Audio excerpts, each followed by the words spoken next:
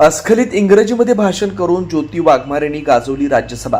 राज्यसभेत bankers books evidence बिलवर बोलताना खासदार डॉक्टर ज्योती वाघमारे यांनी अत्यंत प्रभावी आणि अस्खलित इंग्रजीत भाषण करत संपूर्ण सभागृहाचं लक्ष वेधून घेतलं. आपल्या भाषणात त्यांनी महाराष्ट्राचे नेते, महिला सक्षमीकरणाचे प्रणेते आणि लाडकी बहीण योजनेच्या माध्यमातून महिलांना आर्थिक स्वातंत्र्य देणारे उपमुख्यमंत्री एकनाथ शिंदे यांच्या वतीने केंद्रीय अर्थमंत्री निर्मला सीतारामन यांचं अभिनंदन केलं. डॉक्टर वाघमारे म्हणाल्या, अर्थमंत्री केवळ भारतालाच नव्हे तर संपूर्ण जगाला हा संदेश देत आहेत की चुलीच्या चौकटीतून बाहेर पडलेली आजची नारी केवळ घरच नाही तर देशाची अर्थव्यवस्थाही समर्थपणे चालवते. त्यांनी नमूद केलं की 125 वर्षाच्या जुन्या वसाहतवादी कायद्याचा अंत करून देशाला भविष्यासाठी सज्ज बनवणारा हा एक ऐतिहासिक टप्पा आहे. हे विधेयक म्हणजे 1891 पासून 2026 पर्यंत कागदापासून डिजिटलकडं, वसाहतकालीन बँकिंगपासून आधुनिक बँकिंगकडं आणि डिजिटल व्यवहारांपासून डिजिटल न्यायाकडे नेणारा एक महत्त्वाचा पूल आहे. हे केवळ जुन्या कायद्याचं रूपांतर नसून पंतप्रधान नरेंद्र मोदी यांच्या नेतृत्वाखाली नव्या भारताचा आणि आधुनिक अर्थव्यवस्थेचा आत्मविश्वास आहे. माननीय doctor Jyoti Nagnath Waghmare. Honorable Deputy Chairman, sir, thank you for giving me this opportunity to express my views on Bankers Books Evidence Bill 2026. On behalf of my party Shiv Sena, sir, I rise here today to support the bill. Sir, today the House is going to witness the historical moment, the end of 135 years old colonial British rule and the beginning of new revolutionary changes which make our country future ready.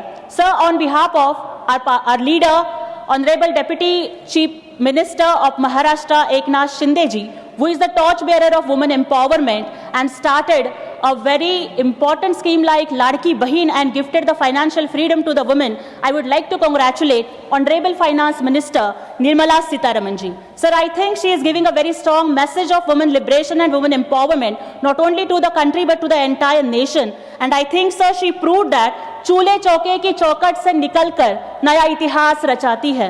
चूल्हे चौके की चौखट से निकलकर नया इतिहास रचाती है. भारत की नारी आज सिर्फ घर ही नहीं बल्कि देश की अर्थव्यवस्था भी चलाती है. मजबूत इरादे, अदम्य साहस, बुलंदियों को छूता मान है. मजबूत इरादे, बुलंद साहस, बुलंदियों को छूता मान है. अंतरिक्ष से लेकर अर्थव्यवस्था तक नारी शक्ति ही देश की शान है. Sir, I think this bill also reflects the larger vision of our Prime Minister Honorable Narendra Modi ji.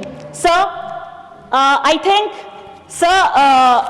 the technology has changed the way India banks, and this bill changes the way India proves. Sir, this is the real significance of this legislation.